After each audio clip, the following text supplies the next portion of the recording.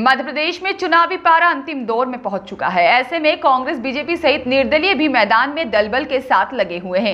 यदि हम नरसिंहपुर के गोटे गांव विधानसभा की बात करें तो यहां बीजेपी प्रत्याशी महेंद्र नागेश के सामने कांग्रेस के नर्मदा प्रसाद प्रजापति हैं। वहीं कांग्रेस से टिकट कटने के बाद निर्दलीय के रूप में शेखर चौधरी मैदान में हैं। गोटे गांव में कांग्रेस के बागी प्रत्याशी चौधरी ने मैदान में उतरकर भाजपा और कांग्रेस की जीत के समीकरणों को एकदम से बदल डाला है।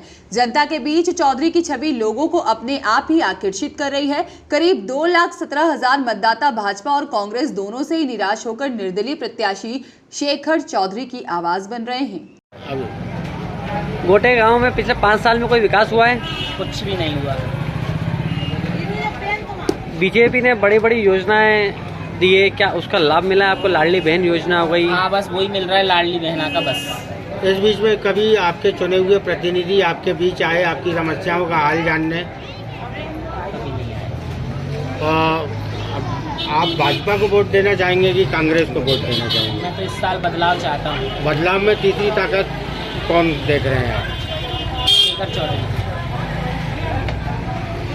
आपका नाम? अनीश। को लेकर चुनाव मैदान में है और आप माचिस की माला पहने हैं, ये क्या है? देखिए, मुद्दे तो क्षेत्र में हमेशा रहते हैं और जब तक मुद्दे नहीं रहेंगे तो नेतागिरी नहीं होती। और मुद्दों के लिए, क्षेत्र के जो मुद्दे हैं उनके लिए शासन प्रशासन और सरकार से लड़ना पड़ता है। लड़ के उन मुद्दों को का समाधान कराना पड़ता है। जी, आप माचिस की माला पहने हैं, क्या है ये जो आप माचिस की माला देख रहे हैं, ये हमारा चुनाव चिन्ह है और हमारे चाहने वालों ने रोज़ हमको 2-4 जगह माचिस की माला पहनाते हैं, जिससे इससे ये प्रतीत होता है कि लोगों के जनमानस में माचिस बैठ गई है। वो माचिस की माला पहने देखना चाहते हैं। चुनाव जीतने के बाद कैसा समय देंगे जनता को, किस तरह का? देखिए, चुनाव से पहले भी मैं जनता के लिए हमेशा उपलब्ध था।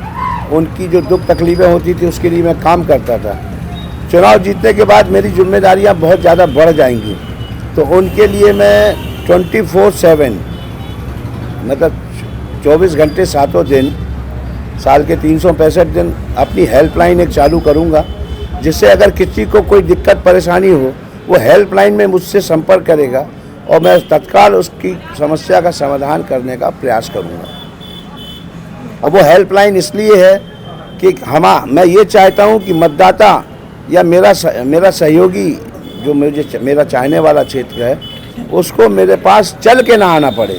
हेल्पलाइन के माध्यम से, कम्युनिकेशन के माध्यम से हम उसकी जो भी समस्या हो उसको हल करें।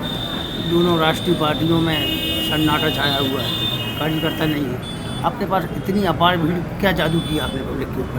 मैंने आपसे बताया ना कि शेखर चौधरी इस चुनाव में एक प्रत्याशी है। जिस तरह बारात में एक दूल्हा होता है, सारे बाराती होते हैं, जोश बारातियों, दूल्हे से ज़्यादा जोश बारातियों में होता है, उस तरह से मैं प्रत्याशी हूँ और इस विधानसभा में एक एक कार्यकर्ता, एक एक सहयोगी प्रत्याशी के रूप में चुनाव लड़ रहा है। आप अपनी क्षेत्र की जनता से क्या उनको संदेश देना चाहते हैं?